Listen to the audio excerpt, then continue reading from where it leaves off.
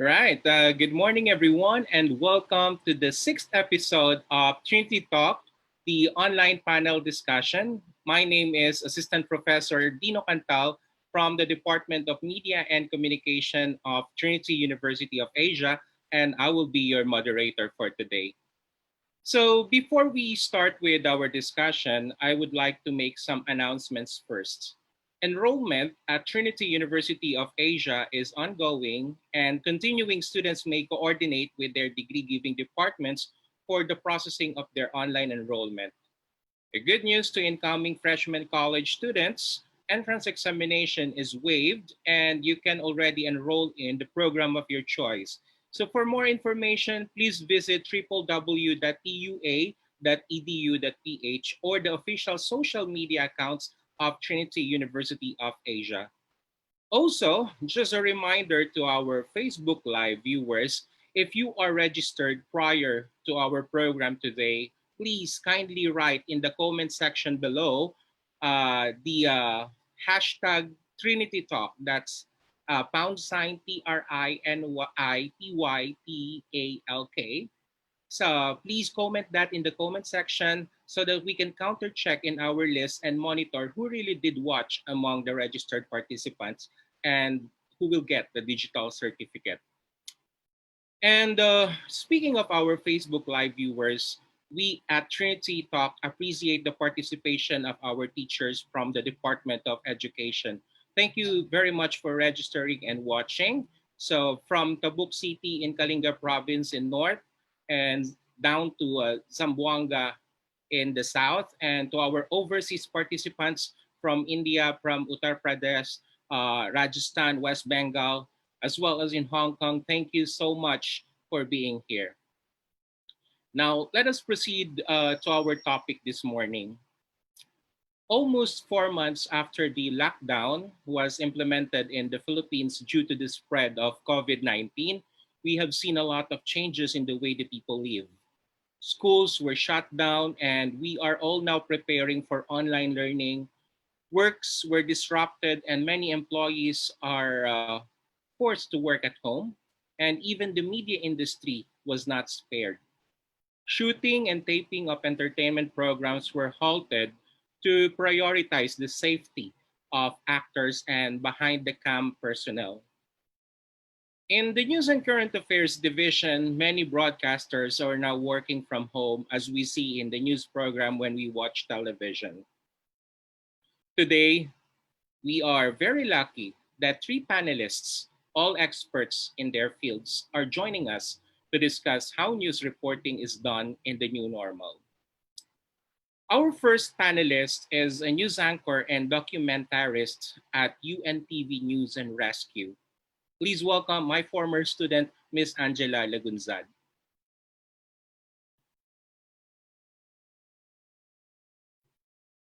Hello, Angela.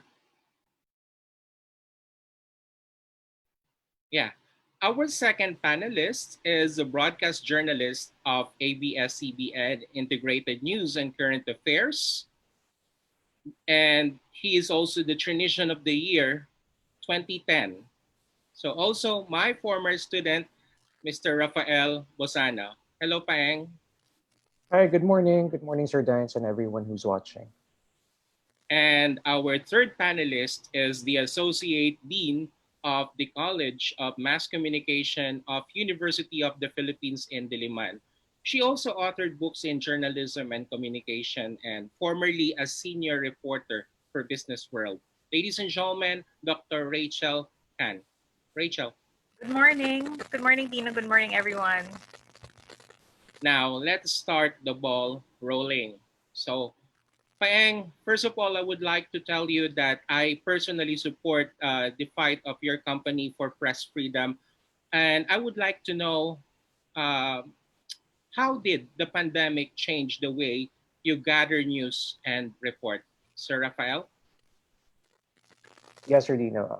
First of all, thank you very much for expressing support. I know that it's a very important cause for all of us, especially those who are studying and who are teaching, media and to students. So, how did the pandemic change the way we gather news? It has taught us to embrace technology even more because as you would know, um, in the previous years you had to be physically present when you cover news, but now you can do it in the comforts of your own home. You interview people, you interview resource persons using this app, Zoom, and other meeting apps. But of course, there is a limitation to this, especially when you need to humanize a story.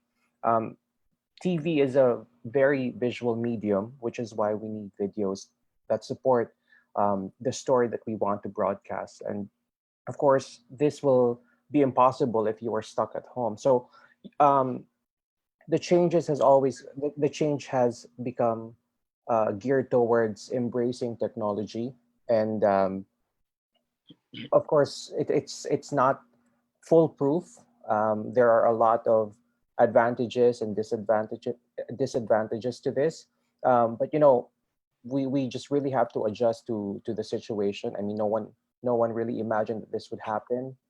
So it's just really a matter of maximizing what you have and being able to still effectively do your job as a journalist. Right. Thank you. And what about you, Angela? How did you go with your program Historia, considering all the restrictions brought by the lockdown due to the pandemic?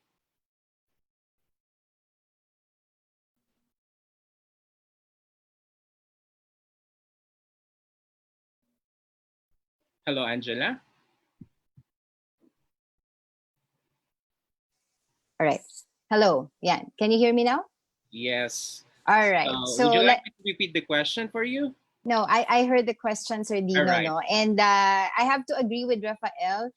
With the point of you have to humanize. It's so hard to humanize at this point in time during this pandemic, and especially for me, I'm a documentaries and creativity in news gathering for reporters was really maximized. And given the physical limitations each reporter has to face during this crisis, we learn how to adapt and learn new tricks and maximize other tools to craft out a good story, like embracing the technology, what with Rafael was saying a while ago. And for example, before we had a crew to take raw footages, no, which is then physically sent to the network for editing.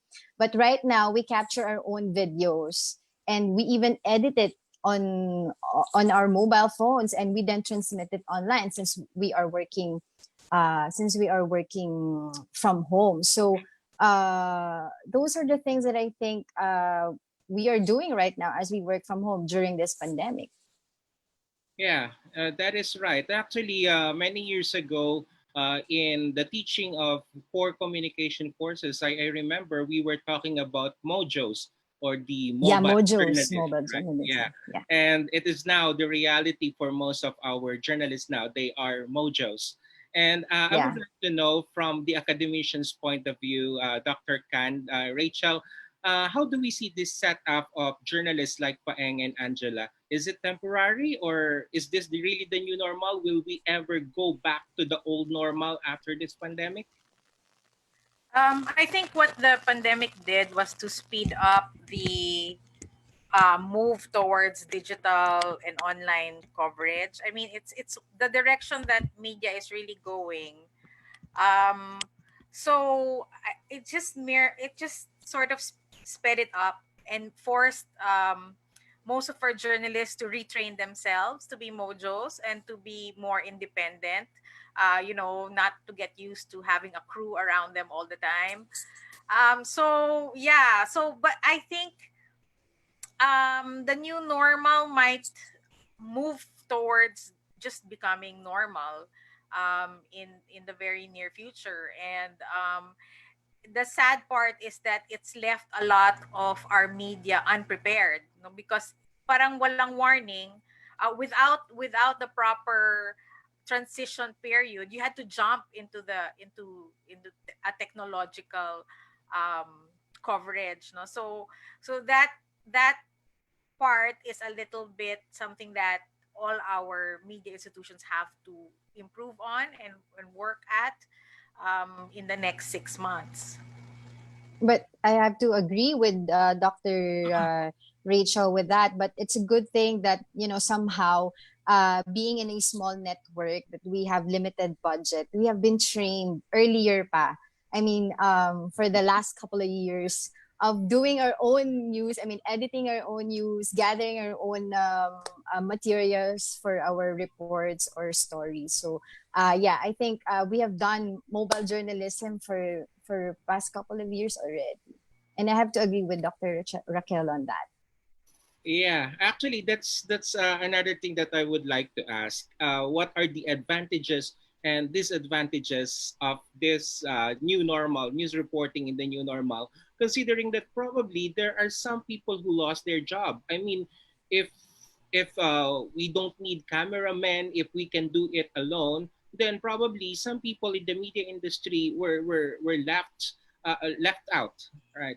And I do not know, Paeng, in your case, Rafael Bosano, in your case, did you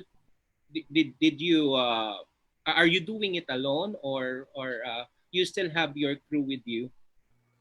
Well, for now, we still continue going out with cameramen with our crew. So we are a team of three. But I just like to go back.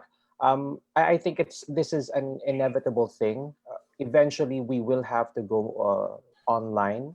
But for me, I've been so used to going out with a team, and I really like going out because I like the thought that I've been fully involved in the story because I've immersed myself in it, That's right. and my energy is very different when you gather outside as opposed to just working from home and just monitoring briefings and press conferences.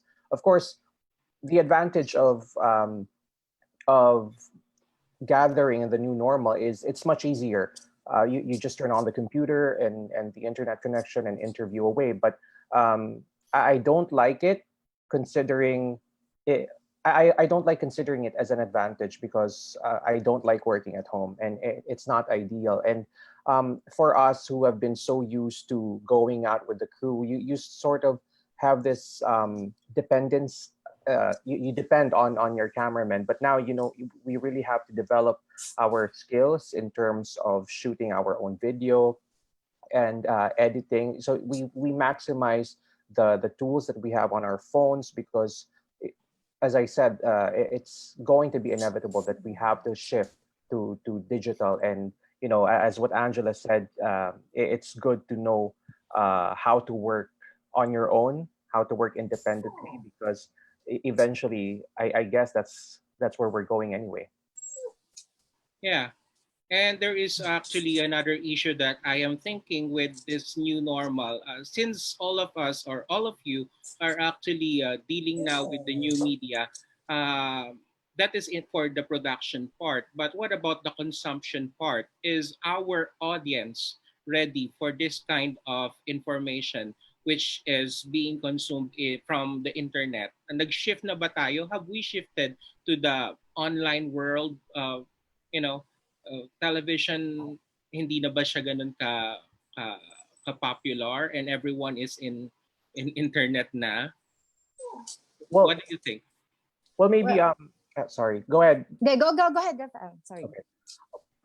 Maybe Dr. Rachel would be able to give us an overview of it, or if my statistics are a bit outdated. But based on the Coalitions for Change report, I read that there are only 55% of Filipinos who have internet access. So the rest still heavily rely on traditional media for entertainment and information. So yes, more than half of the country has access to online platforms, but again, we shouldn't let go of traditional. So having said that, we all know that ABS-CBN we all know what ABS-CBN is going through right now. So it has no franchise and it airs only on cable in the meantime, as well as Facebook, YouTube, and other online platforms. So it's also a good opportunity to put a lot of effort in digital, which we see is happening right now. I mean, it has a good digital presence, and of course, the challenge will always be access. We have a lot of Filipinos still in far-flung areas who don't have access to online content.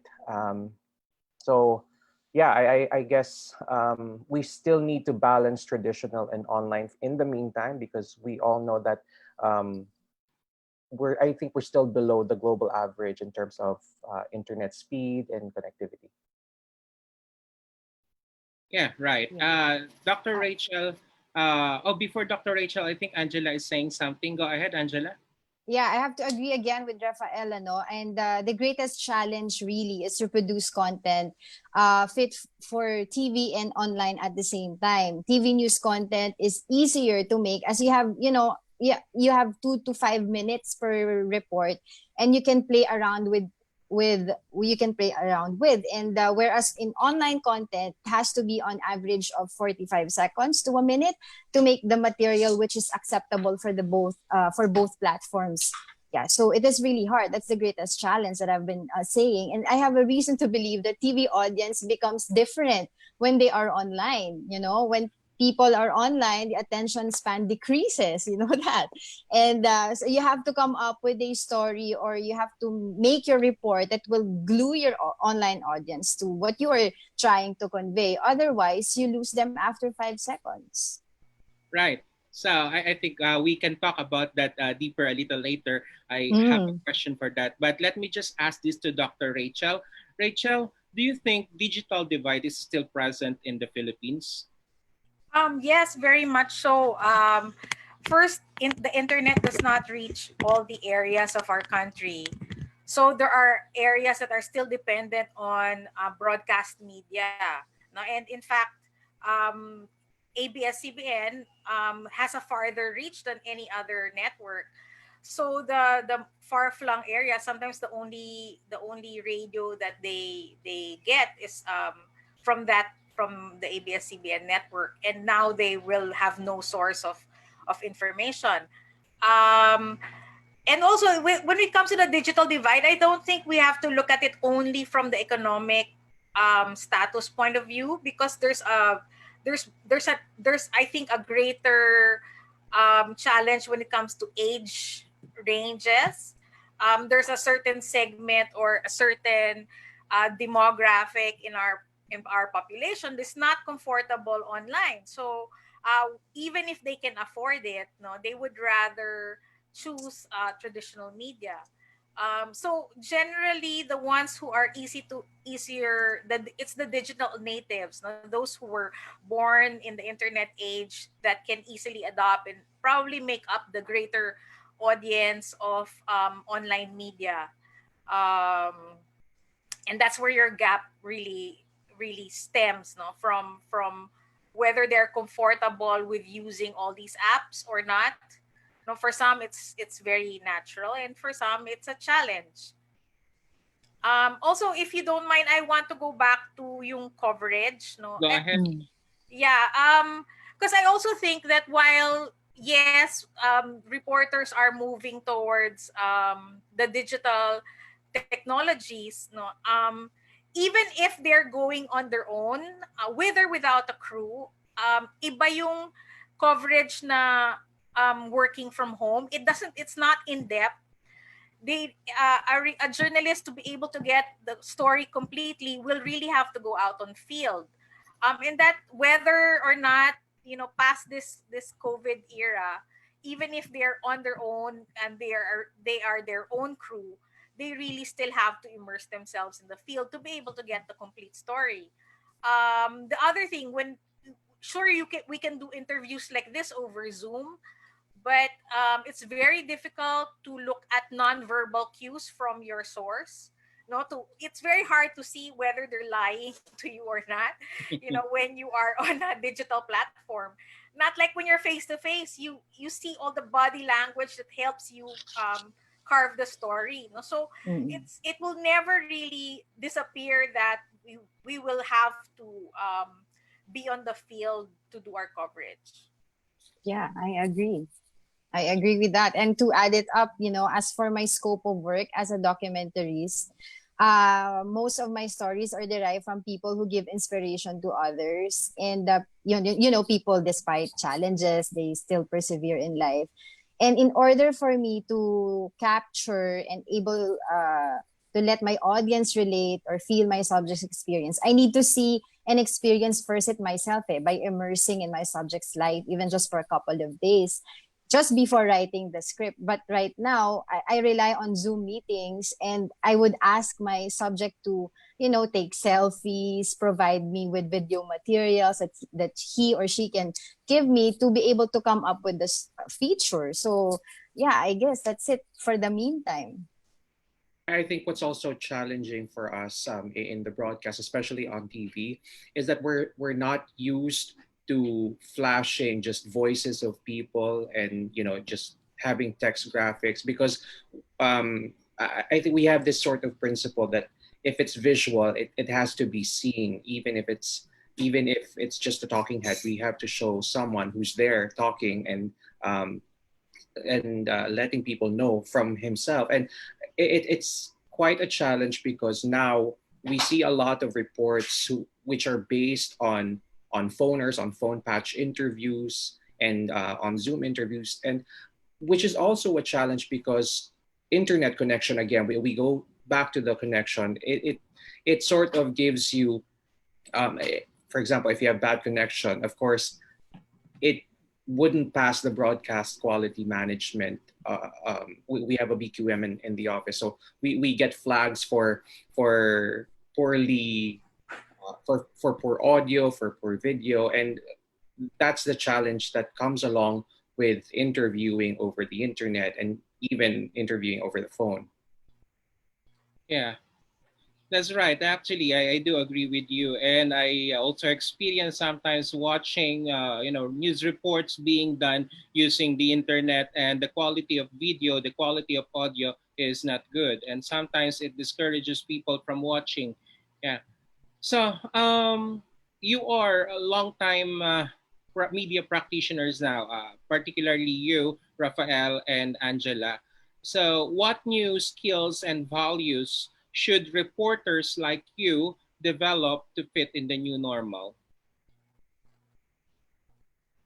Angela? All right.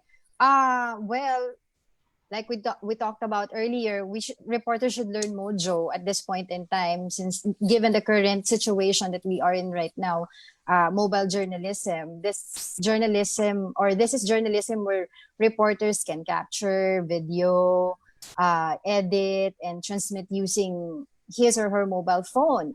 Uh, yeah, at this point in time, I have to agree with that. We should also take a step back in aggressiveness of tackling stories that may, put subjects and ourselves at risk for the meantime. But, it's really hard. It's heartbreaking for us. I know you understand me, Rafael, on that point, but yeah, we have to do it. We have to put in the subject's health also, and our health as well.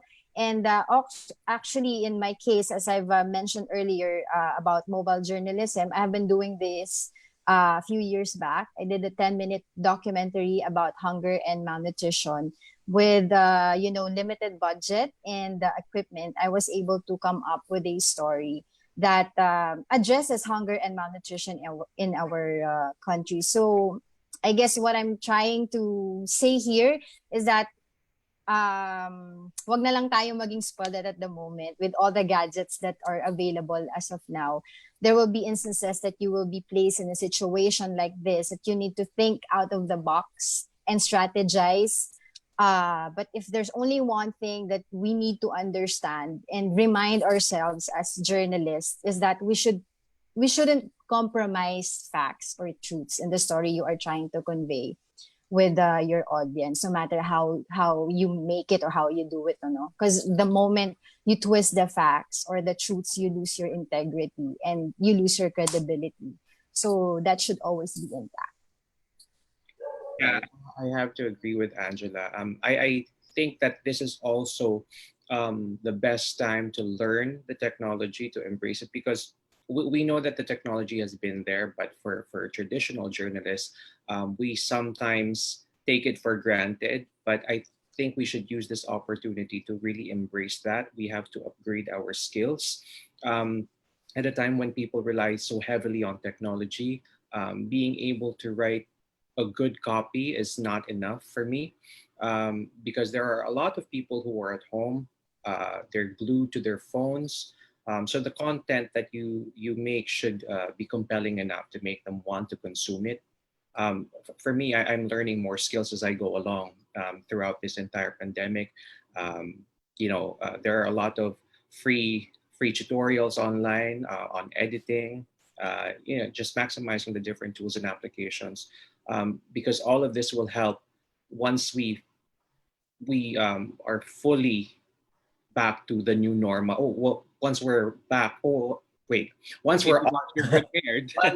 once we're in the new normal. I Oh, mean, kasi feeling ko sa ngayon we're still adjusting, and I'm hoping that this is not the normal that we will live in the coming days. So, um, social distance, diba, it's also contributed a lot to the way we do our stories, as Angela would say. We have to consider their safety as well, the safety of our audience, the safety of our interviewees. So, you know, there are times that you really need to do things alone, and I think that's one of the skills that journalists, especially those budding journalists, should possess to be able to work independently. right. Dr. Rachel, what do you think are the skills and values that our future journalists should develop to fit in the new normal way of reporting news? Journalism, the basics of journalism doesn't change even with the change of technology. The basic know-how of developing a story is not technology dependent. So while technology evolves, the skills needed to conduct interviews, to look for stories, to write a compelling story, they remain the same. What is different only is in the delivery of the story and perhaps in the news gathering of the story, where they do use technology. But the basic journalism 101, that's going to last, with or without the new normal. Right. The Go ahead. difference is well, at least sa UP, ang advantage siguro is due to lack of high-tech equipment. We've already been doing mojo like for Yeah. for the longest time, no? So it's not new. In Exactly. terms of training here in school, siguro it would have been a disadvantage. In fact, if we had all these um, high tech and latest equipment, then it would be harder to survive in this new normal. No, but yeah, it's kind of part of their school requirement actually. So it's not something that I think anyone who was trained in basic broadcast and print report and online reporting here would find too difficult to shift. Right. There is a follow-up question coming from our Facebook Live viewers, and this is coming from Howell Hope. His question is the new normal good for the media industry? Who would like to answer that? Actually, I don't think it is, because right now, if you look at the statistics, advertising is down. Since everybody's online, companies are taking advantage of trying to reach out directly to their market. Also because some companies are really not able to function. So, of course, if they're not able to function, there's no point in increasing their advertising um, expenditure. Now, so the media industry as a whole, I think, is suffering financially. I mean, it's surviving, but it's not doing well. What are your thoughts, Angela? Well, I have to agree with Dr. Raquel on that, Rachel? and as Dr. Rachel on that, and we have been discussing it earlier. There are a lot of disadvantage compared to the advantage of what's going on right now. So I don't think this is a good situation for the broadcast industry in terms of money, in terms of gathering stories, and in terms of, I think, everything. We just have to, like what I've said earlier, make use of what we can do as of the moment. But if we can try to come up or to come out in the situation after we eradicate the virus, then we'll be stronger than ever, I guess, and we'll be able to learn from all the things that we've been through. Right. Paeng, you have been bombarded with several problems, Rafael. You know, this new normal, and of course the socio-political, what do you call that? The dynamics of ABS-CBN with politics. So I think what do you think is your answer? I think it's not good, right? The new normal is not good. Yeah, well, for me, the new normal is more disadvantageous for now. And we're hoping, of course, that as the days go on, we get to adjust and then, we get back up on our feet, as what Angela said. But, journalism is journalism also needs money in order to survive. It needs funds, of course, just like any other business. And income from online is also a challenge at this point because earnings are not as high compared to traditional media. Um, who usually consumes television? We've heard from Dr. Rachel that it's the mothers, the fathers, people with buying powers, and advertisers are targeting these people, and they're not really the internet um, age people. So Dr. Rachel already said that they go back to traditional media, and this is really a challenge for us, especially for us because we're no longer on we're no longer on the airwaves. We're only on cable. So I think it's going to be I don't know, difficult is an understatement in the coming days, and we still don't know when this will last. So, um, but having said that, we really have to um, just make use of what we have. We just balance the traditional media that we have left, and also bank on the online platform because I don't know if Dr. Rachel would agree, but hopefully in the coming years, more and more people will be able to appreciate and have more access to online platforms. Yeah, having said that, all Mm. three of you were saying that this new normal is not good for the media industry. Having said that, what is the prospect of the programs, collegiate programs, AB communication, AB journalism, AB broadcasting? Is there a future for college students who would like to take these programs as their major in college? Who would like to answer this? I Um, think, sorry, go ahead. I was thinking that, well, it doesn't mean just because you take up communication in college that it you're limited to joining a network. It's actually it being in the information age, you could see that there's a big demand for people in communication.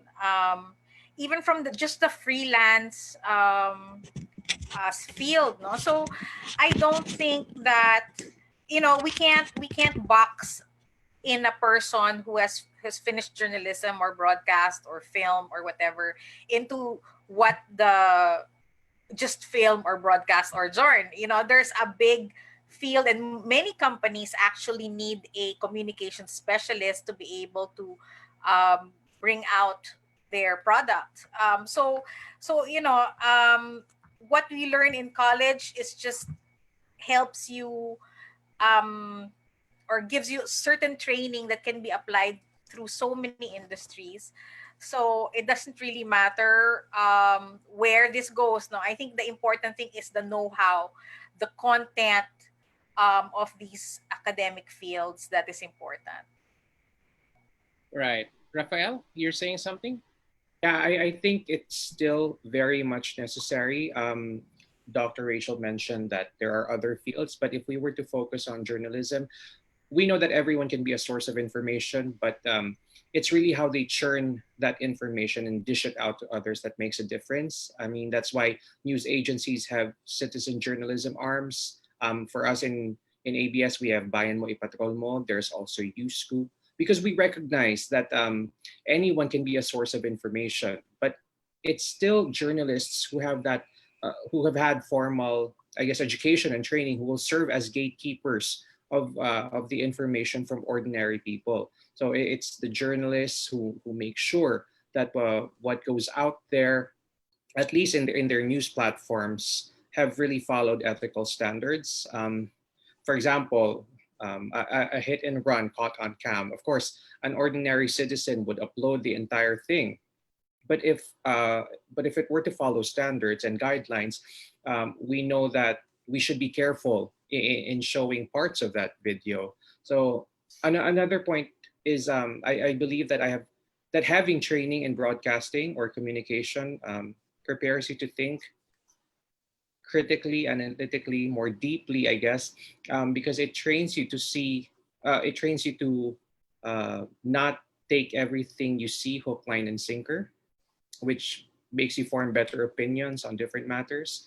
I mean, it's happening now. We can see that Group A keeps on repeating things about Group B, and then the person in the middle listening thinks that it is actually what it is, even if it's not, because we've heard the saying that a lie told repeatedly becomes the truth. So I think education and training really helps. It really spells a lot of difference in terms of media consumption and media literacy. Yeah, yeah, I have to agree with that also. And with regards to different jobs, there are wide of range of companies that need people for communication as well. But as to being a journalist or broadcaster, I think we just have to upgrade the content. And I think some of the schools already have social media journalists. I don't know if that's okay, or that's enough already, but audiences may be a source of information too, as Rafael said. But what separates an amateur from a pro is the ability of a person to discern fact from fiction. So with all of the information we receive, so primarily, it's true the journalist delivers facts and provides commentaries based on such, whereas online posts are usually opinion based. So your goal is to make a living out of media, then a degree is important. But other than that, as we've discussed earlier, you don't it is important you don't twist the fact as well as you go on with your job. And I think there's still more to this in the coming years. And it's heartbreaking now, but in the future, I mean, this is going to be okay. Yeah, very well said. Thank you, Rachel, Paeng, and Angela. Now, there is a question coming from our live audience, and this is coming from Walter Udelmo. Question to Dr. Khan. Will the new normal be a call to include this as part of the academic curriculum in media and communication? Rachel? Um, I don't think the new normal was the one that spurred on this being a part of the academic. Maybe for many schools it is, but we have instituted online journalism as early as the year 2000, with changes only in the use of technology as technology develops. But we've already recognized that as early as 20 years ago, that this is the direction that journalism was going, and therefore we need to enhance our training in that field. The new thing, at least in UP, the new thing is that before it was an elective where the student can choose or not choose to take the online journalism courses. Now it's a required course as of 2017, because we saw it as the direction that media was really going. So we felt that both, being able to work in an online platform, and also knowing what all of this, not just that you it's not just knowing how to use technology, which I think is the error in thinking that this is online journalism. It is understanding its impact in society and what it means. No, for example, your tweet. It's not just a tweet of news or information. What is the impact of the tweet, and what is its significance in the field of media and information in general? Those are the things that have to be tackled in the academe, so that when the journalist goes into the field, they know the full impact of their work, and it helps them to be more ethical, especially in gathering news. Hopefully it also helps them be more careful before they just upload information, no, that there's a minimum of effort in making sure that it's accurate, it's timely, and important. Yeah, thank you, Rachel. I hope that we were able to answer your question, Walter Udelmo. Now, here's another question from Facebook Live viewers. Question for Ms. Lagunsad and Mr. Bosano. This is coming from Dennis Guevara. Given the extremely volatile nature of socio-political horizon in the Philippines today under the new normal, how do news reporters like the two of you maintain a sense of neutrality and impartiality? And how do you transcend any subjective bias towards the source of cases you may personally like or despise, like, for example, the case of ABS-CBN shutdown? And how do you deal with unnecessary expectations that tend to put objective but critical reportage in a bad DDS-induced light? That's a very long question, but maybe the first question is, how do you maintain neutrality in issues that involve you, particularly, for example, in ABS-CBN? Rafael, how do you report it considering that you are part of the issue? Well, first of all, I'm thankful that that's not my turf. So I don't report much on the ABS-CBN issue. I report on the pandemic. But of course, using the pandemic as an example, of course, I feel strongly about certain things on the pandemic, especially in terms of the government's response. But of course, we've always been taught to maintain neutrality, objectivity, and just really telling the truth. But um, at one point, neutrality and truth, they sort of um, don't go together. You, that's why we've always been bombarded as being biased, but we always say that we are biased for the truth, and that's what a journalist should be biased for. And so whenever we report on things, whether it be ABS, CBN, or COVID-19 issues, of course, um, the truth should always be be told. It should always be upheld. It's very hard, especially now when you say that. I think it's DDS induced, as what the question asked. It's very difficult now, but it's what all journalists signed up for. I mean, it's not about pleasing certain personalities, but it's really about serving your audience and allowing them to form uh, opinions based on what you say, based on the truth. So it's, I guess, the challenging times are going to last longer, but what can I say? I mean, we have to be biased for the truth, and if people disagree, then so be it. But I am biased, that I am biased for the truth. Yeah, Angela.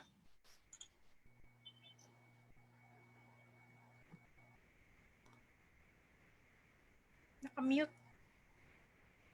Angela, I think you are muted, so can you unmute? Sorry.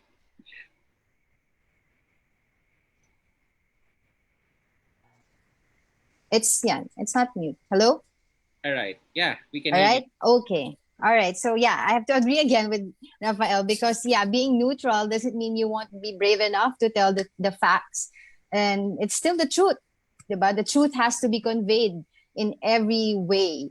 And you don't have to be rude online or in your report that you make. You just have to state the facts. And I guess you don't make this about yourself, rather for the people who are relying on to you about the truth. Yeah, but Angela, you are doing documentaries on Yeah. children or on women, on PWDs. And are you not affected by their condition? I mean, emotionally affected by the story Yes, I you am. I presented? am emotionally affected, and I've been doing this for a couple of years already. And some of my subjects were already become close to me until now. And I do behind the camera several ways to help them. And sometimes I try to, convey in my stories not sometimes, but all the time, what they really are going through. And although my beat or the stories that I do for my documentaries are the ones who give inspiration and all that, but I do have a morning show program which allows us to, comment on several issues. So again, with being neutral doesn't mean you won't be brave enough to tell the facts. So that's always in my mindset, even if I'm mad at that person or I don't agree with that person, I would just have to agree to disagree and point out what is the truth. And I guess that's it. And to the point of the the scope of my work being a documentarist is that, like what I've said earlier, my heart breaks, especially this new story that I'm going to come up with in Nueva Vizcaya. They don't have electricity. They don't have the resources to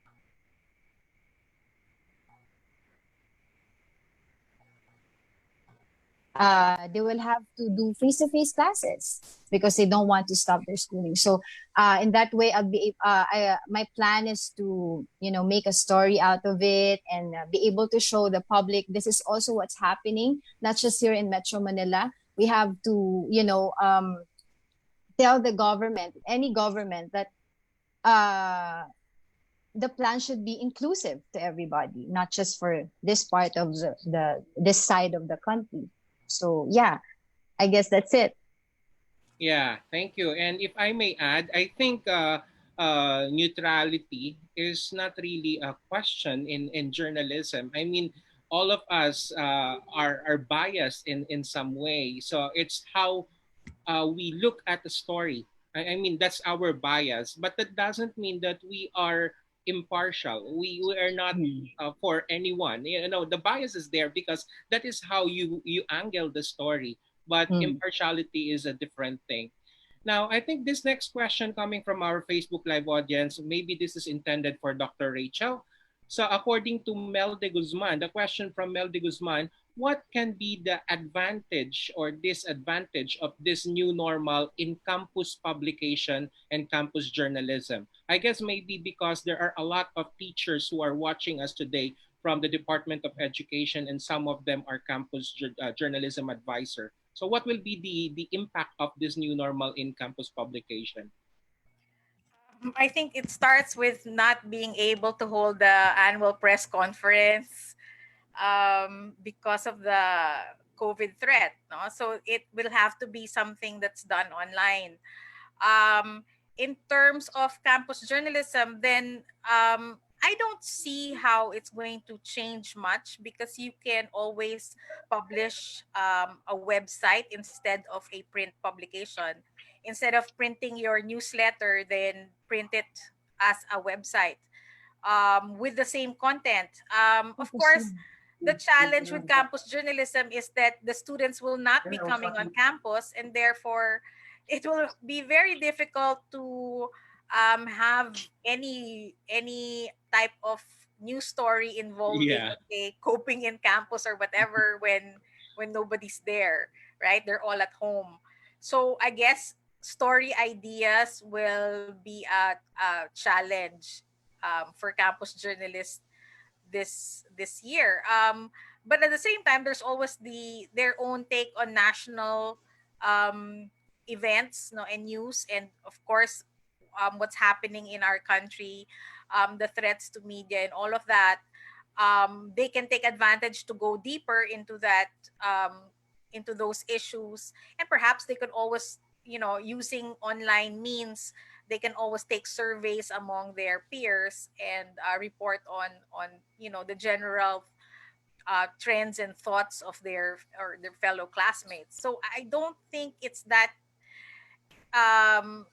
apart from not being able to cover live, that's probably the only challenge, but they can do all other things. um and then, if you don't mind, I just want to comment on the former question, no, Go that ahead. actually, when you say neutrality is reporting the truth, I don't see that as a bias.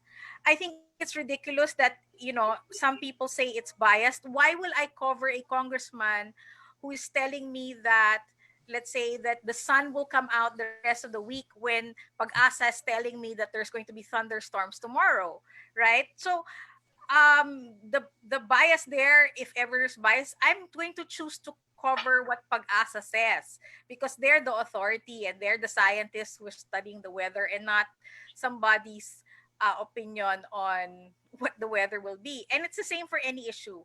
I think, when a Mm. source is trying to tell you that some is that he's wearing red when you see that he's wearing green, you're not gonna cover it just because he says so. I think that is wrong. And sometimes that is my frustration when I see stories that are simply like that. They just Mm. say that so and so said blah blah blah, when you know that that's not true, or what he's saying is a spin, that he's trying to spin a reality when reality is something different. Then I think it's media's job to show the public that this guy is trying to spin the truth. Um, and the facts will show that that that this is what is really happening, and not what this person is saying. And I think that's the effort that journalists take, and that's really their job. And sometimes it offends people because their spin is not being bought. But I think that's precisely what journalists should do. Yeah, thank you, Rachel. I do agree with that. And I would like also to share my experiences on the question prior to what you have just answered about the advantages and disadvantages in campus journalism. I am also the advisor, the technical advisor of the Trinity Observer, which is the official student publication of Trinity University of Asia. What will be the advantages? Well, I would say that we can reach more people now because we are now publishing online, and it can be shared, and it can be viewed not just by the immediate community, not just by the students of Trinity University of Asia, for example, but it could also be shared outside, and people from the outside of our institution can have an idea of what is happening inside the university. But I do agree with the challenge that Rachel actually said, which is what are you going to write about? There are no student activities because all of us will actually be doing our classes online. So, yes, you can actually write about national issues and publish it from the perspective of your students. How do the students view this new normal, for example? It can be featurized. And you can utilize several websites that are offering free uh, free use of their website. Like for example, in the case of Trinity Observer, we are using Yumpu. I do not know if you're familiar with that, but Yumpu is one of the apps that we are using to upload the newspaper that we are doing. So I guess we just need to maximize whatever is there for us for campus publication. So anyway, here's 6 minutes to go before the end of our session, and we have a lot of questions coming from our Facebook Live audience. So here's another question. This is coming from Jofferson Ting. According to Jefferson, will the new normal give huge opportunity for those media practitioners who are not part of the traditional media? Because a lot of digital content for programs are now being consumed daily, from webinars, online game shows, BL series, web talk shows, and formats. You know, are you familiar with BL series? Boys Love. Yeah. So there's a new avenue. So the new normal give huge opportunity for these practitioners? What do you think is the answer? Any one of you can answer. I think, like I said earlier, there's a generation that will feed into the new normal and be the audience for that new normal. But they're already, most of them are already there, you know. I mean, you know, I don't think any of my students in the past year actually read the news from a newspaper. No, they went to the website, no, of Inquirer, of Philippine Star. They didn't really buy the paper. If ever they held the newspapers, because it's in our lobby, and while waiting, that's the time they pick it up. But normally they'd access information online. So there's this generation that is really already online, and since they have a lot of time on their hands, probably they'll just start discovering all these freelance and independent uh, media that's going to be out there. Right. Rafael, what's your take on this? Yeah, I totally agree because consuming online, it has already consuming things online, online platforms. It's already been there. I mentioned earlier that it was just taken for granted, and we didn't really realize that it's actually the new normal until we got to the situation of the pandemic. So yeah, the future of online, the future of the new normal, of course, is um, is good because there's no other way to go about it, and we really have to shift eventually to consuming things online. But of course, will we ever forget? Will we ever forget traditional media? I guess not, because the internet connections can fluctuate, but of course, traditional media will be our backup eventually. So I think um, it still has to be a mix of the old and the new. Right. Angela, do you have something to say? Yeah. And yeah, as everybody has access to information, to news, I believe, yes, there's a wide range of opportunity, and people just have to be responsible with all of the opportunity being presented to you. And like Rafael said, let's not forget about the old traditional media, specifically the issue on the kids right now don't know how to use a newspaper, the regular newspaper. I have a son.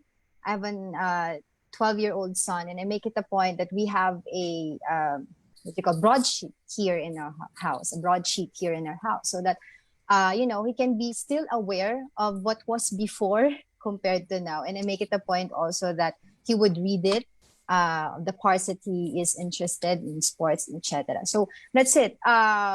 We just have to keep moving forward, but at the same time, don't forget about what the past has taught us. Right.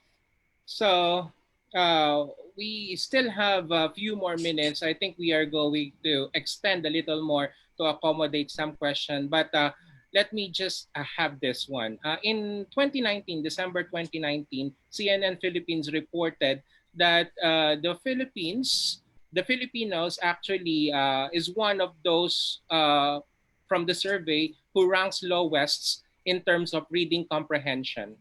And Indy 100 also reported that among the 38 countries surveyed, the Philippines is actually one of those who are ignorant in key issues but very confident. Now, and considering that social media is very much used in the Philippines, this actually makes the Philippines a very favorable environment for misinformation and disinformation. And of course, additional to that will be the spin doctors coming from, I would not say, because the the anti-terrorism bill is now in effect right now. So considering those facts, how do counter those fake information, misinformation, disinformation, and what will be your advice to our audiences on how to avoid fake news? Maybe Well, Angela can answer first. yeah. I think you have to, when you see when you see information or news online, you have to, as cliche as it may seem, think before you click. you have to evaluate the information before you share it. Is this information that you are reading as of the moment is legit? Is it factual? Does it come from a legit source? And is it new? I guess because there are still some people who share news from the past years and make it like it just happened as of the moment. So you have to evaluate the sources. You have to double check or triple check before you share it. You have to get the news from legit sources. You have to tell fact from opinion. It's different. Actually, it's an elementary thing. We have been taught before, diba? What is a fact and what is an opinion. So you just have to remind yourself also when you encounter an information or news. And you should also watch out for red flags. For the spinners, as we said, the spinners, the new spinners, diba? And like we've been talking earlier, it's about the truth. It's about the information that you convey, the truth about the information that you convey. So, what I'm trying to say here, once you've seen an information in front of you, you have to evaluate. You have to check the resources or the sources and differentiate the fact from opinion. And think before you click. Yeah. Rachel, I would like to ask you, what do you think are the ways that our audience can avoid misinformation and disinformation? I think the first thing they should do is check the source, how credible the source is. There are websites that actually do fact checking for you. So I suggest that, when they hear, for example, political news, there's always the check.ph, but of course right now that it only works during election time. UP, the joint department, through Professor Yvonne Chua, has started a website or a Facebook page called Fact Rakers. If you will allow me to share my screen, I can show you what it looks like. Fact Rakers both has an Instagram and a Facebook page that does check current Mm. information. Then you also have the Rappler site that does fact checking. So there are many sources of fact check news. So I suggest that before they share something, before they hit that click, as Angela was saying, they verify the information that they receive. No? Especially during COVID, ang daming nagpapadala, or I should say this in English, a lot are sharing fake information that is panic inducing. So I Mm. suggest before they actually panic, they check whether it has scientific basis and who is Yeah. saying it. Does this person have any credibility or any um, right to even talk about these things? Yeah. What about you, Rafael? Rafael, how do our audience get away from consuming fake news, misinformation, and disinformation? Well, I'd like to think that the Filipino audience, and I know they are, they're intelligent people, and we already know which sources of information are already established or have been proven to be legitimate, and so it's I think some people are just really turning a blind eye for whatever purpose it may serve them. um, it really just boils down also to your conscience. If you know that you are retweeting, reposting something which is obviously false, then I think you have to recheck your moral compass. But I know that the Filipinos already know which sources of information are true, and it's just really reiterating this to the new generation, to new consumers of media. So Dr. Khan and Angela have already said it. Um, I think that really is the only way for you to get away from consuming false information. Yeah, right. There are so many questions coming from Facebook, but we are running out of time. I would just like to quickly mention this one, but we don't need to answer. Some of these questions were already answered a while ago. From Micaela Lapitan Sanido, what tips can you give us to ensure that the news that we are reading are not fake? So it was already answered a while ago. So how do you avoid bias and still report for the truth? Coming from Cecil Ikong, I think we were able to answer that a while ago. From Patricia Patiu, how can we teach the young generation to properly deal and be responsible with the information given in social media? So I think we were able to answer that. Um, just on that, no, I don't Go think ahead. the problem is the young generation. The one sharing the fake news is actually the older The old generation. ones. Yeah, I have to agree. I have to agree. That's Yeah, right. the young people now are more woke, and they are they know what is happening in our country. So there's a lot of things that we need to look forward to, and this is such a very exciting time to become a reporter. Do you agree with me? There are so many issues Right. that are happening. You are part of the history in the making, and reporters, journalists are the ones who are recording it. So this is an exciting time to be a journalist. So for those senior high school students who are watching us today, if you find it in yourself that your calling is to become a journalist, please, we need more soldiers of truth. Please enroll in programs related to journalism, communication, and broadcasting, whether in Trinity or in UP. So, but anyway, we have come to parting session or the last part of this web talk series, or rather this online panel discussion. And I would like to ask each of you for your final message, parting words to our audience. So let's begin with Angela. Angela. All right. Again, thank you for inviting me. And in this day in age that fake news are flying more than facts, as I've said earlier, I'd have to remind you to be mindful, be vigilant. As cliche as it may seem, as I've said earlier, it is really important to think before you click, because fake news is everywhere. You have to take charge of yourself by using what's within your power to spread factual information. Use the available technology responsibly. And now that we are easing into our new normal way of life, it is also a huge factor that we spread kindness, do not be rude online, and state facts, and don't make this about yourself. Rather, for the people who are relying onto you about the truth. As Sir Dino said, it be the soldiers of truth. Thank you again for inviting me. Thank you, Angela. What about Rafael? Rafael, any parting words for our Facebook Live audiences?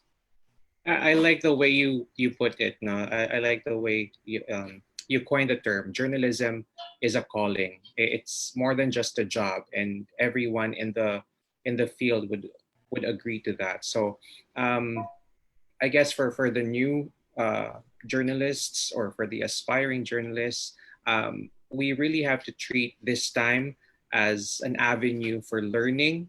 Um, you know, we just keep an open eye and stand your ground, because um, times may get harder, and there's really Yeah. nothing else to say but except to just really um, look out, hold people into account, look at what's going on, and um, maningil tayo. Yeah, thank you so much, Rafael Bosano. And Rachel, Dr. Rachel Khan.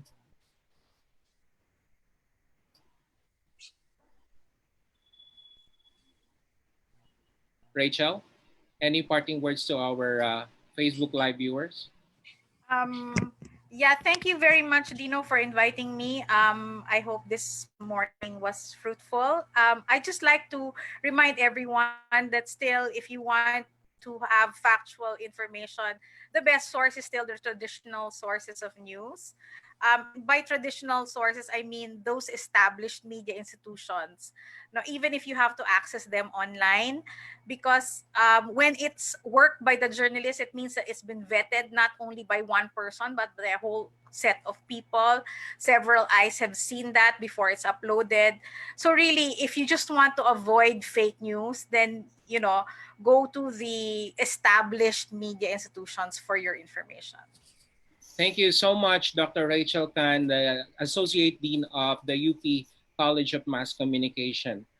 And ladies and gentlemen, I would just like to make an announcement on July 23, that is Thursday, at 6 o'clock in the evening. There will be another episode of Trinity Talk, which is sponsored by the Graduate School and the College of Medical Technology of Trinity University of Asia. So please do support, watch, and register for this Trinity Talk on Thursday, July 23. And on Saturday, July 25, we are going to have another episode of Trinity Talk, this time with the Global Education and Industry Relations Office together with our international students. How do our international students enroll and study in the new normal given their situation?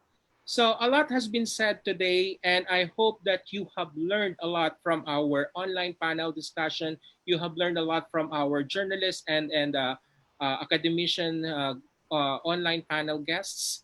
And one thing is for sure, uh, we are changing, and we need. I mean, the world is changing, and we need to adapt to the change because, as Charles Darwin said, it is not the strongest of the species that survive, but the one who is able to adapt. So that is also true for the journalists and the new normal. And just like what I have said, please be a soldier of truth. So this is actually the right time for you to make a stand and to be able to use your voice for the betterment of our country. Maraming salamat po. Thank you so much for joining us today. Thank you so much, Rafael Bosano, Angela Lagunsad, and Rachel Khan for joining us. And to our Facebook Live audience, thank you so much for being with us today. My name is Assistant Professor Dino Cantal from the Department of Media and Communication, saying thank you, God bless you, and please stay safe. See you on Thursday, 6 p.m. Bye.